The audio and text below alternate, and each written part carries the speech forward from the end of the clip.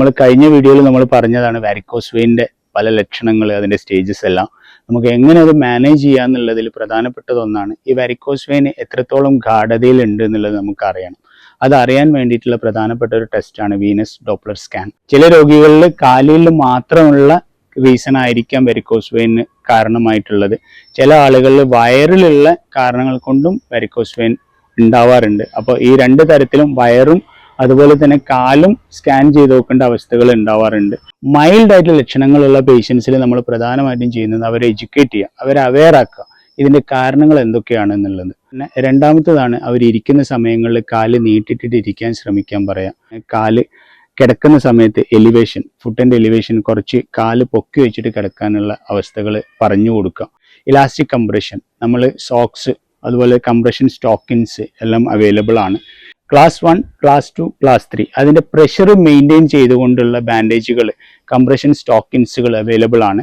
അത് പലതരത്തിൽ പല ആളുകൾക്ക് പല രീതിയിലാണ് അത് ഉപയോഗിക്കുക. ചില ആളുകൾക്ക് മുട്ട് വരെ ഉപയോഗിക്കേണ്ടതുണ്ടാവും, ചില ആളുകൾക്ക് തൊട വരെ ഉപയോഗിക്കേണ്ടതുണ്ടാവും, ചില ആളുകൾക്ക് അത് പ്രഷർ വ്യത്യാസങ്ങൾ ഉള്ളതുണ്ടാവും. അത് നിങ്ങൾ ഡോക്ടറെ കണ്ടിട്ടാണ് നിങ്ങൾ തീരുമാനിക്കേണ്ടത്. മൈൽഡ് ആയിട്ടുള്ള ലക്ഷണങ്ങളിൽ നമ്മൾ ഇതുപോലത്തെ ചികിത്സാ മുറകളാണ് നമ്മൾ കൂടുതലായിട്ടും നമ്മൾ സ്വീകരിച്ചു വരാറുള്ളത്. ഇതിനേക്കാളും കൂടുതലായിട്ടുള്ള രീതിയിൽ കാലിലേക്ക് കൂടുതലായിട്ട് രക്തക്കോലുകൾ വികസിച്ചു വരുന്ന അവസ്ഥ, കാലിൽ പുണ്ണുണ്ടാവുന്ന അവസ്ഥ, പേഷ്യന്റിന് വികസിച്ചിരിക്കുന്ന രക്തക്കോലുകളിലൂടെ കാനുല പാസ് ചെയ്തിട്ട് ആ രക്തക്കോലുകൾ നമ്മൾ താപോർജ്ജം ഉപയോഗിച്ചിട്ട്, ചൂട് ഉപയോഗിച്ചിട്ട് നമ്മൾ അത് കരിച്ചു കളയുന്ന അവസ്ഥ. പിന്നെ അതുപോലെ ഗ്ലൂ ഉപയോഗിക്കുക, എൻഡോവാരിസിയൽ ഗ്ലൂ.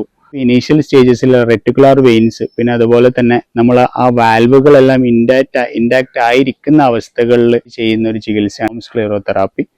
അപ്പോൾ ഇതുപോലത്തെ ചികിത്സകളെല്ലാം കഴിഞ്ഞതിനപ്പുറം നമ്മൾ ഇതിനും കോംപ്ലിക്കേറ്റഡ് ആയിട്ടുള്ള രീതിയിലേക്ക് ഉണ്ടാവുന്ന ഒരു സംഗതിയാണ് അൾസർ, വീനസ് അൾസർ.